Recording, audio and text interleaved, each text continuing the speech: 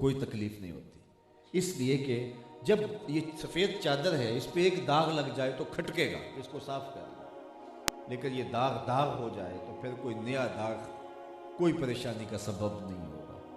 اس دل کو جب ہم سیاہ کر بیٹھتے ہیں، پھر گناہ پہ گناہ کریں تو نہ شرمندگی ہوتا ہے، نہ احساس ہوتا ہے، نہ باطن پر ضمیر پر بوجھ ہوتا ہے۔ اور اگر دل پاک ہو تو ایک داغ بھی گوارا نہیں ہوتا۔ جب ہم پیدا ہوئے تھے تو ہمارے ضمیر کی چادر پہ ایک داغ بھی نہیں تھا، یہ داغ ہم نے خود کی ہے۔ میاں صاحب بولے چٹی چادر پھمنا والی تے داغ نہ لامی جڑیاں، چٹی چادر پھمنا والی تے داغ نہ لامی جڑیاں، پھر نہ آکھی حشر دہاڑے حال ربا کی بنیا۔ تو یہ سفید چادر، اس کو داغدار نہیں ہونے دینا، اور جب داغ لگ جائے فوراً دھو ڈالیں گے، دل پھر صاف ہو جائے گا۔ اس پر داغ لگتے جائیں، آپ دھوتے جائیں۔ رب نے یہ نظام رکھا ہے کہ توبہ کے آنسو دل کو ستھرا کر دیتے ہیں، دل کو پاک کر دیتے ہیں۔ تو اس دل کو اللہ کی یاد کے لیے وقف کر دیں اور جس کو میلا نہ ہونے دیں، اور اس دل کی ستھرائی اور اس دل کی پاکیزگی کا سامان کریں۔ مومن کی شان یہ بتائی گئی ہے کہ جب وہ گناہ کر بیٹھتا ہے تو وہ یوں محسوس کرتا ہے جس طرح پہاڑ تلے آ گیا، ابھی پہاڑ اس کو کچل دے گا، اس کے سر پہ آ کھڑا ہوگا۔ اگر وہ توبہ سے تلافی کر لیتا ہے اس کو سکون مل جاتا ہے، نہیں کرتا تو بے چین رہتا ہے۔ یہ مومن کی شان ہے۔ اور منافق کی کیا علامت ہے کہ وہ گناہ کرنے کے بعد یوں محسوس کرتا ہے کہ بدن پہ ایک مکھی بیٹھی تھی، ہلکے اشارے سے اڑا دی۔ دن میں کتنی مکھیاں اڑاتے ہیں ہمیں یاد بھی نہیں ہوتا کہ آج کتنی اڑائی۔ تو جو گناہ پہ گناہ کرتے ہوتے ہیں، کبھی نظر بھٹک رہی ہے، کبھی خیال بہک رہی ہے، کبھی سوچ آوارہ ہو رہی ہے، کبھی زبان جھوٹ بک رہی ہے، کبھی کسی پہ بہتان لگایا جا رہا ہے، کبھی کسی کا غلط سوچا جا رہا ہے، کبھی کم تولا جا رہا ہے، کبھی کم ناپا جا رہا ہے، کبھی جھوٹ بولا جا رہا ہے، کبھی غیبت کا بازار گرم کیا جا رہا ہے، لیکن پتہ ہی نہیں کتنی مکھیاں بیٹھی اڑا دی۔ یہ منافق کی علامت بتائی گئی ہے کہ وہ گناہ کرنے کے بعد ایسے محسوس کرتا ہے مکھی کو بیٹھی تھی اڑا دی، بات ختم ہوئی۔ لیکن مومن اگر گناہ کر بیٹھتا ہے تو پھر وہ ڈرتا ہے کہ کہیں جس سے پہاڑ تلے آ گیا، تو وہ فوراً توبہ کرتا ہے، اور توبہ کے آنسو دل کو ستھرا کر دیتے ہیں۔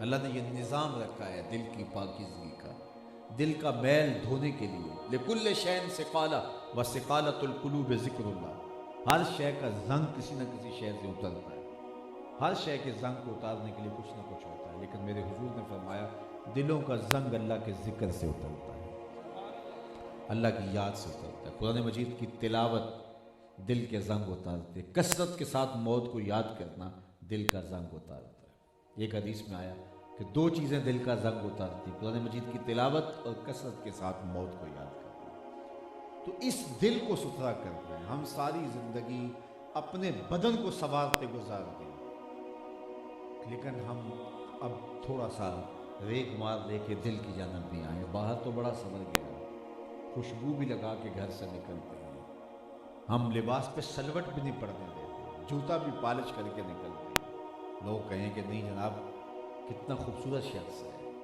لیکن خوبصورتی جو ظاہر کی ہے یہ ظاہر کی آنکھیں دیکھتی ہیں، باطن کی آنکھیں اندر کو دیکھتی ہیں۔ میرا رب تمہارے اجساد کو نہیں دیکھتا، وہ تمہارے دلوں کو دیکھتا ہے۔ لا ینظر الی صورکم، وہ تمہاری صورتیں نہیں دیکھتا، تمہارے اعمال نہیں دیکھتا، بلکہ تمہاری نیتیں اور تمہارے دل دیکھتا ہے۔ چہرہ اور چہرے کا تل نہیں دیکھتا، وہ بندے کا دل دیکھتا ہے کہ کون قلب سلیم کے ساتھ اس کے حضور حاضر ہو۔ تو اس دل کی ستھرائی، اس دل کی پاکیزگی، اس دل کا جمال۔ اچھا اس دل کی آبادی ہے کیا؟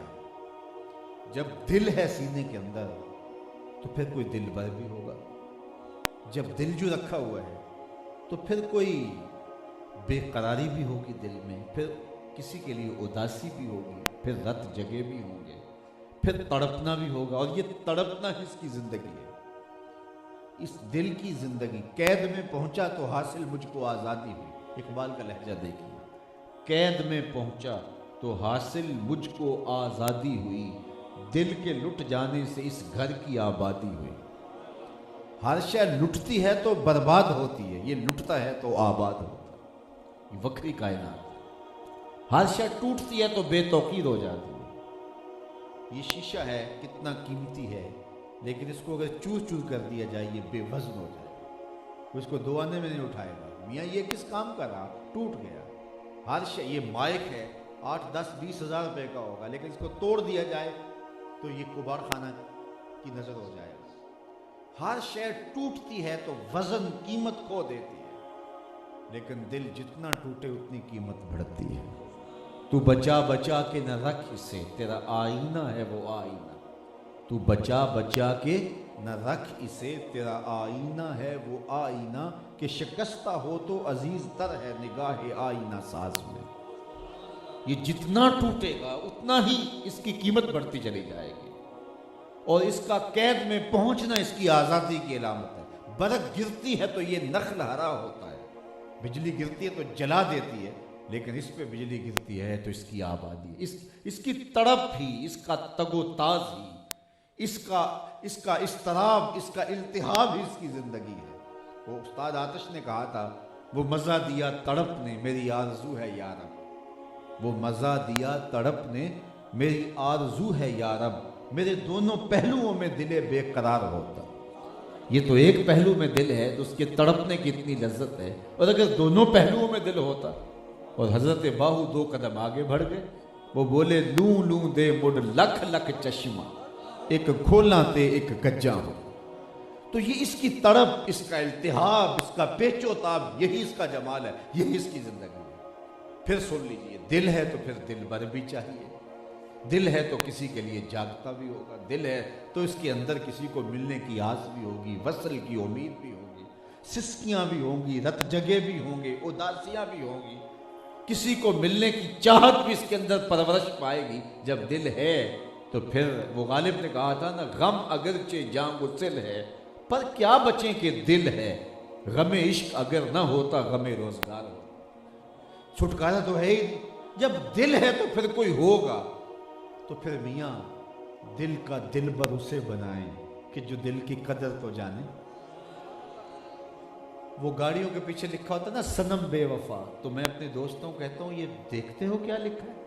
تو وہ کہتے ہیں جناب آپ بتا دیجئے۔ میں نے کہا یہ تحریری احتجاج ہے، کسی نے کسی سے پیار کیا ہوگا اور بے وفائی کا جو ہے وہ زخم لیے کلیجے پہ، اب اپنا غصہ اور اپنی بھڑاس یہاں نکال رہا ہے، صنم بے وفا۔ میں نے کہا صاحب تو نے پیار ہی اس سے کیا جس نے بے وفائی کی، آ تجھے وہ چوکھڑ بتاؤں، ہاتھ پکڑتے ہیں تو حشر کے دن بھی نہیں چھوڑتے، ان سے محبت کا۔ دل کی قدر جہاں ہوتی ہے اس کی طرف دل کو دے، دل کو پیش ہی وہاں کرو۔ یار دل اسے تو نہ دو جو دل بھر ہی نہ ہو، جو دل بھر ہی نہ ہو وہ دل بھر کیوں ہو؟ دل بھر کہتے ہیں دل لے جانے والے، تو جو دل بھر ہی نہ ہو وہ دل بھر کیوں ہو؟ تو دل تو اس کو دیں جو دل کا قدردان ہو نا، جو اس کی قیمت ڈالے، اس کا وزن ڈالے۔ اللہ اکبر۔ میں ایک وہ محبت بھی ہے جو اچھے بھلے انسان کا بیڑا غرق کر کے رکھ دیتی ہے۔ وہ غالب نے کہا تھا عشق نے غالب نکما کر دیا، ورنہ ہم بھی آدمی تھے کام کے۔ وہ محبت بھی ہے نا، یہ اسی کا رونا ہے صنم بے وفا۔ عشق نے غالب نکما کر دیا ورنہ ہم بھی آدمی تھے کام کے۔ یہ غالب کے عشق کی کہانی ہے، یہ مومن کے عشق کی کہانی ہے، یہ جو ہے وہ ذوق کے عشق کی کہانی ہے، یہ خوشتر کے عشق کی کہانی ہے، یہ فلاں فلاں فلاں یہ شاعروں کے عشق کی کہانی ہے۔ لیکن میں جس عشق کی بات چھیڑنے لگا ہوں وہ بندے کو نکما نہیں کرتا، یہ بلال حبشی سے پوچھو، یہ عشق پہنچاتا کہاں ہے، بے نام کو کیسے نام دیتا ہے۔ اچھا میں آپ سے پوچھوں، جس زمانے میں میرے حضور آئے تھے اس زمانے کے خاقان کا نام کیا تھا؟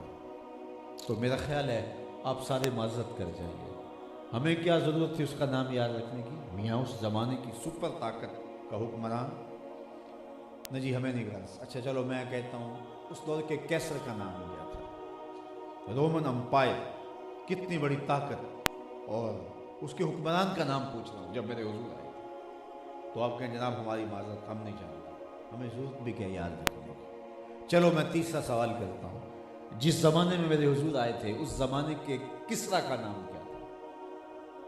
پرشین امپائر، اس دور کی سپر طاقت، اس کا حکمران۔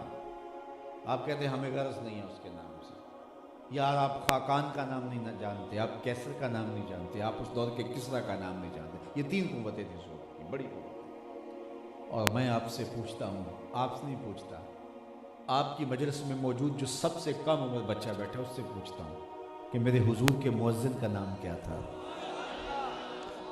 تو وہ کھڑے ہو کے ہاتھ لہرا کے بلال حبشی کا نام لے گا یا نہیں لے گا؟ یار سلطنت روم کے شہنشاہ کا نام تو کسی کو یاد نہیں، اور کسریٰ ایران کا نام تو کسی کو یاد نہیں. یہ وہ خاندان ہے